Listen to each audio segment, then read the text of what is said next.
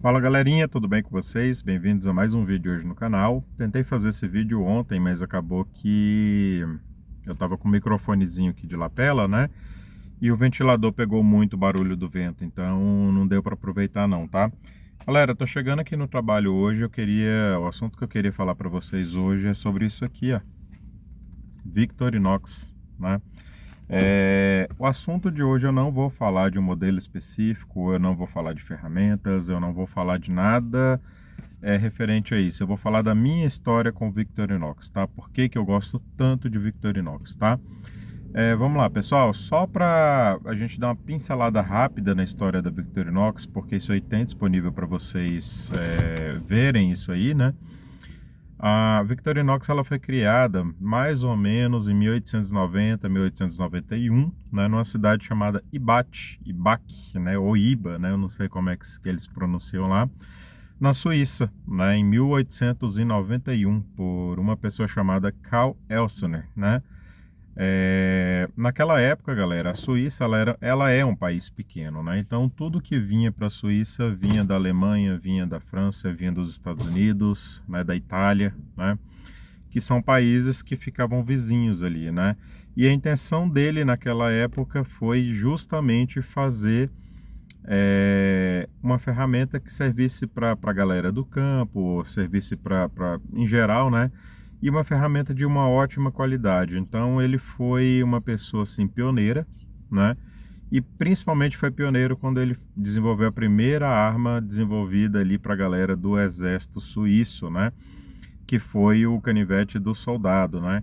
A partir desse canivete que a Victorinox ela deu um passo à frente e tornou o que ela é hoje, né? Então a gente pode se dizer sim que ela foi a pioneira, né? Ela foi a primeira a criar um canivete multifunções. Quando a gente fala em canivetes suíços, né? Claro que não tem só ela, né? Tem a Wenger, tem a Suiza, né? Mas ela é a principal, né? Então, e ela foi também a pioneira, né? E onde que a minha história ela começa com esse canivete? Meu pai, acho que já deu para ver, né, minhas feições. Meu pai, ele não é da Índia, ele é de Bangladesh, né? Bangladesh é uma província ali ao lado da Índia, ao lado do Paquistão, ao lado do Nepal, né? É, que consegue ser mais pobre do que a própria Índia, né? A gente fala de países ali, a Índia já tem 1 bilhão, acho que mais de 1,4 bilhão, né, de pessoas, e que vivem numa pobreza, assim, gigante, né? A história do meu pai não foi muito diferente disso, né? Teve que sustentar a família, começou a trabalhar muito cedo, né? Então, muito cedo mesmo, quando a gente fala nível pobreza, né? Por mais que a gente tenha isso aqui no Brasil também, não chega aos pés, né? Lá é muita gente para alimentar, é muita gente para, como que se diz, é muita boca, né, para se alimentar. Então, não tem da onde tirar, né? E meu pai começou a trabalhar muito cedo, os pais faleceram muito cedo, né? E ele conseguiu, né? Conseguiu tirar todos os irmãos dali daquele país, conseguiu sustentar a família, conseguiu pagar as dívidas da família, né? E conseguiu sair do país. Então, entre bilhões de pessoas que tem ali, ele conseguiu sair e veio justamente para o Brasil através da Embaixada da Suíça, né? Trabalhou 20 e tantos anos, acho que 25, 26 anos, pela Embaixada da Suíça. Foi mordomo, foi cozinheiro, né? Então, a minha infância foi dentro da Embaixada da Suíça. Eu lembro que ele vinha aos domingos para casa, às vezes ele nem conseguia vir aos domingos, né? O transporte era muito difícil antigamente. Então, a gente ia para lá, a gente conviveu dentro da embaixada por muito tempo, né? Então, tanto ele quanto a gente teve uma cultura do que é a Suíça, né? Teve uma cultura dessa parte, né? Dos relógios, dos chocolates, dos queijos, dos vinhos, né? E dos canivetes, né? Dos perfumes, né? Então, Suíça sempre foi um país, né? Suíça e Brasil sempre foram os dois países que não tinham guerra com ninguém no mundo, né? Então, basicamente, a Suíça aqui ela promovia eventos de futebol, promovia sempre vários eventos, do quais eu já trabalhei também, né? Então a gente teve contato com esse canivete muito cedo, né? Eu cresci vendo meu pai utilizando esse canivete em pescaria, meu pai arrumando as coisas de casa com esse canivete. Meu pai deu um Swiss Champ para cada tio da gente, né? Tio pelo lado da mãe, né?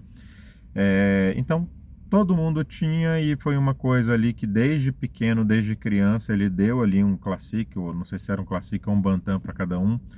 Então eu, meu irmão, desde criança a gente usa, né? Eu lembro que a gente ia fazer pipa, puxava um canivete, as pessoas até assustavam, né? De um tempo era tão normal isso para mim, usar um canivete desde criança era tão normal para tudo que eu ia fazer. Eu sempre tive costume de abrir computador, abrir caixa de som, abrir tudo que quebrava e tentar arrumar. Meu pai também tem esse costume, né? Então eu vivia com canivete no bolso, né? Algumas vezes eu já tive até problemas porque eu cheguei a levar para a escola, eu não tinha maldade nenhuma com relação a isso, né? Então eu cresci com um canivete suíço no meu bolso e eu nunca percebi que algumas pessoas não tinham acesso a isso, né? E assim, a minha história foi moldada com um canivete suíço dentro do bolso, né? Fui comerciante por muito tempo, então eu lembro que assim, o último comércio que a gente teve mesmo, que era mercado, eu montei todas as prateleiras do mercado usando um canivete suíço. Teve inúmeras situações que eu já fiquei trancado, eu já cortei 2 vezes, galera, um cadeado da Papaís dessa grossura, usando a serra, não foi nem a lima, a serra do canivete suíço, né? Então, é isso que eu queria passar para vocês. A minha história ela é muito completa. Eu vivi aí a minha vida por muito tempo, pescarias e tudo que eu fiz. Eu tinha um canivete suíço no meu bolso, né? Então, por isso que vocês de vez em quando vão ver que eu tenho todo o kit que eu monto, eu coloco ali um Victorinox. O último que eu fiz até imitação do Victorinox para não ficar usando, né? Eu gosto de usar meus canivetes no meu bolso, né? Então, muitas vezes a galera até assusta, né? Às vezes, ambiente de trabalho, já trabalhei na Secretaria de Educação, já fui professor. Então, todo mundo sabia que eu tinha um canivete no bolso, né? E, infelizmente, o Brasil tem essa cultura de achar que você está com canivete mal intencionado, né? Mas depois que as pessoas foram entendendo que não era isso, não era a intenção, muita gente até me pedia, né? Daniel, cadê seu canivete? Precisa arrumar isso, precisa arrumar aquilo, né? Então eu tenho um carinho especial, né? Muita gente às vezes vai falar, Daniel, mas tal ferramenta é melhor, outra ferramenta é melhor, não sei a Lederman, não sei o que lá. Galera, eu dou opção sempre para um canivete suíço, né? É incrível como parece que tudo que você precisa tem nele. É uma coisa incrível. Às vezes você tá. Esses dias eu estava montando prateleira lá em casa, né? Então, eu precisava de uma chave de fenda, né? Fui lá e peguei. Precisava de uma chave Phillips. Fui lá e peguei, né? Preciso de uma faca agora para poder cortar as buchas, né? Fui lá e peguei. Daí, de repente, você com um canivete você faz tudo, né? Chave de óculos eu uso muito, né? Então, assim, eu sou apaixonado por Victorinox, né? Durante um bom tempo eu sei que ela entrou numa moda muito cult, né? Tipo assim, tem edições aí da Nespresso, tem edições aí, várias edições, né? Mas isso é uma forma da empresa sobreviver, né? Ela sofreu uma queda muito grande depois que a gente teve aqueles acidentes aéreos, né?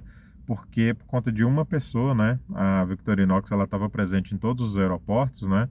Então uma pessoa utilizou um dos canivetes da Victorinox para render um dos pilotos, né? Então foi proibido, né, a venda de canivetes nos aeroportos, que era o principal ponto de venda deles, né? Então deu uma queda muito grande. Então a Victorinox ela teve que correr para esse lado, né? Só que o Victorinox ele sempre foi uma coisa popular, né? Da mesma forma que o homem principalmente, né, utiliza um canivete, utiliza um relógio, né, no pulso, principalmente os suíços, né? Quem mora ali em volta ali a Áustria, a França, né, utiliza também um canivete. E sempre tem, são mais de 600 tipos de canivetes. Sempre vai ter um que vai servir diretamente para você, né? Vai ter canivete que vai ter chave Phillips, de repente você, sei lá, trabalha com manutenção de ar-condicionado, né? Vai ter um canivete funcional para você. De repente você trabalha com TI, tem canivete próprio para TI, né? Então sempre tem, né? Então eu sempre dei prioridade, né?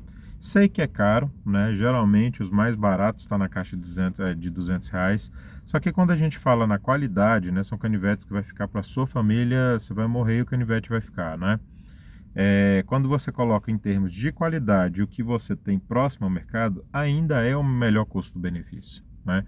Você pode ter coisa com aço pior, você pode ter coisas com aço melhor, mas não com a quantidade de funções que ela tem, né? E quando tem, chega a ser muito mais caro, chega a ser 400, 500, 600, 700, 1000, né? Então, eu sempre achei um custo-benefício excelente. Então, para mim, tá entre os top 3 ferramentas para bushcraft, para o dia a dia, para EDC, que você não pode ficar sem, né? Já falei da melhor faca, que eu acho que é a Mora, para bushcraft, né?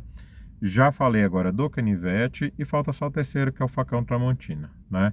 Que eu acho que ganha de qualquer faca de 6 milímetros e tudo mais, mas isso é um assunto para outro vídeo, né? Galera, então é isso, eu vou trabalhar agora, só queria postar esse vídeo, eu tô desde ontem com isso na cabeça, né? Queria postar esse vídeo aqui para vocês contando um pouco da minha história com a Victorinox, beleza? Até mais, fiquem todos com Deus.